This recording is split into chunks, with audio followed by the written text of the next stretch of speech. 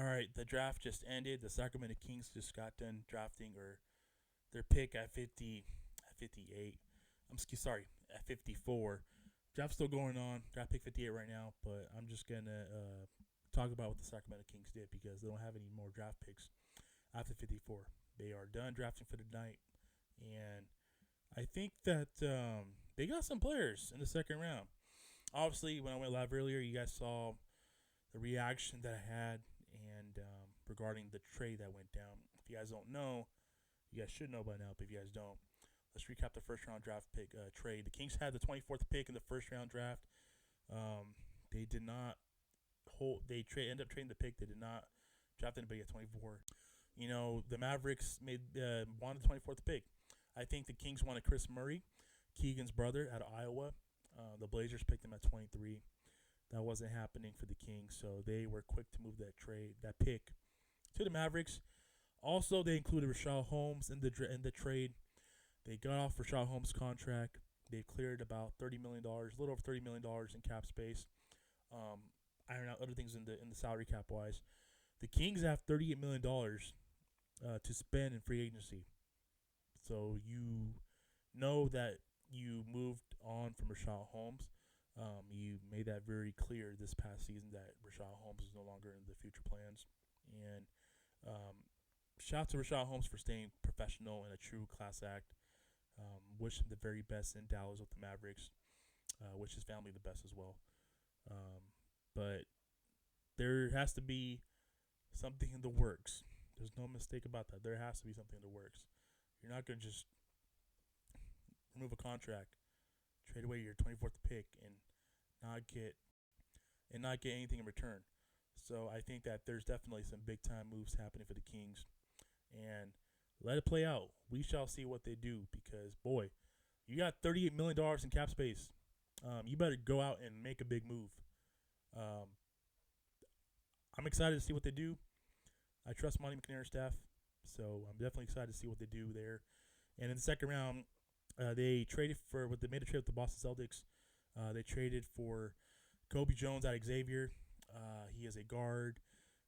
Kobe Jones averaged about 15 points a game, 5.5 rebounds, a little over 5.5 rebounds. I should say 5.7 rebounds and 4.5 assists. He's a big guard with the big wingspan. 6'8", 6'9" wingspan. He's 6'6" himself. He just seems like he's a Mike Brown type of player. And, he's a big guard who can stretch the floor. He can make threes.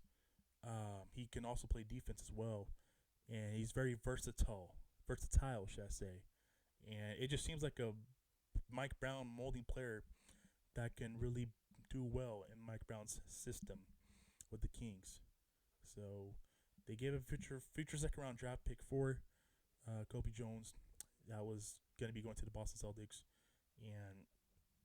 And with the 54th pick, they drafted Jalen Swanson, who is a forward. He played at Fulham, and Swanson averaged about a little over 15 points a game, 7 rebounds, 3 assists. He shot 55% from the field.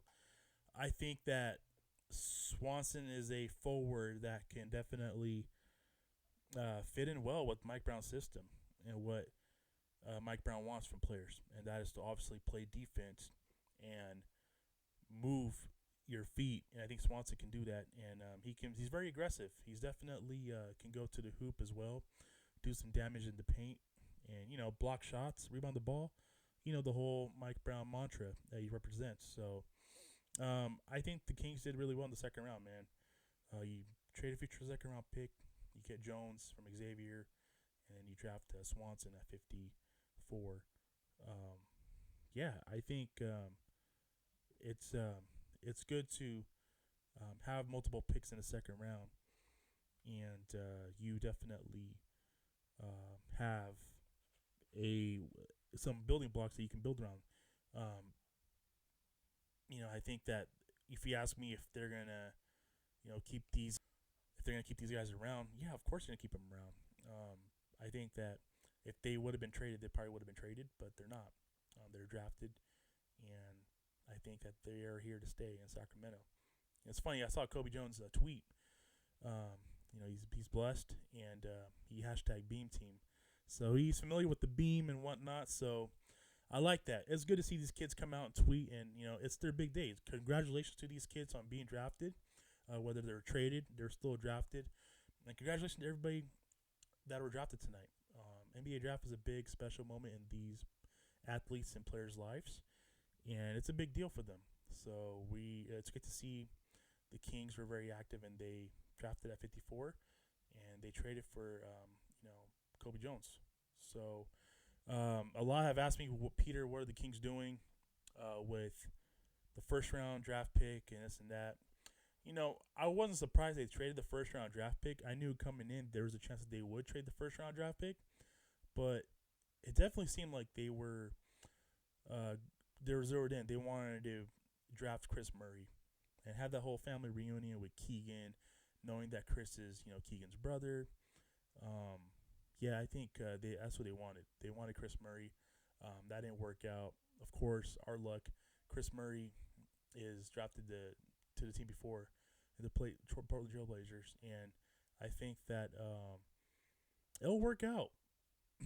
It'll work out for us because you cleared cap space. You got off of Rashad Holmes' contract. You have about $38 million in cap to spend. I think you have something in the works.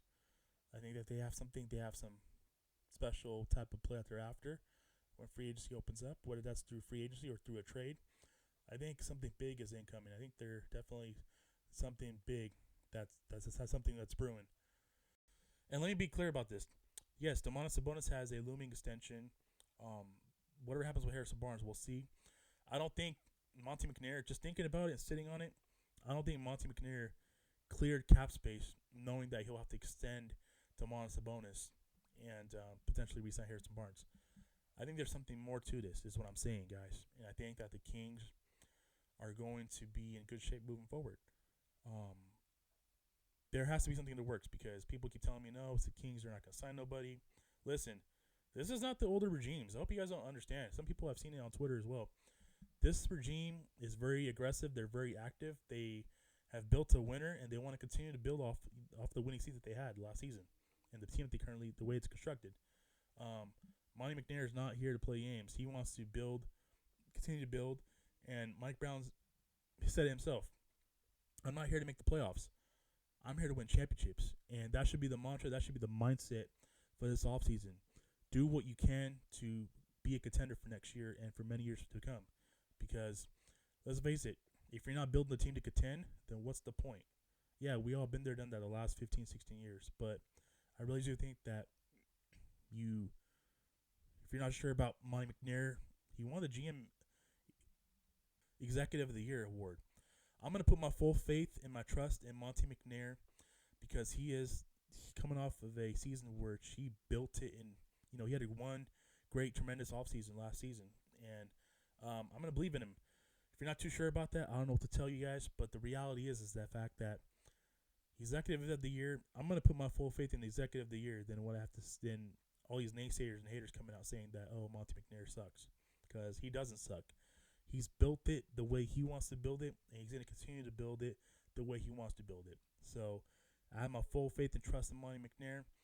It may not look good with the first round pick right now, but let it play out. I tweeted this. Let it play out, see where it takes us, and there has to be more to this is what I'm saying, guys.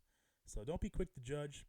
Let Monty cook whatever he's cooking, whatever him and Wes Wilcox and the staff, the Kings front office staff, so whatever they're cooking, let them cook because, boy, you have money to play with, and it's time to get that big-time acquisition, whether it's through a trade, like how we just traded for Sabonis, or whether it's through the free agency market. We shall see. So, with that being said, that's the do for today's video. I really do appreciate you guys tuning in. I'll catch you guys in my next video. Take care. God bless. Keep pushing forward. Have yourself a great night, and I'll see you guys in the next video. Peace.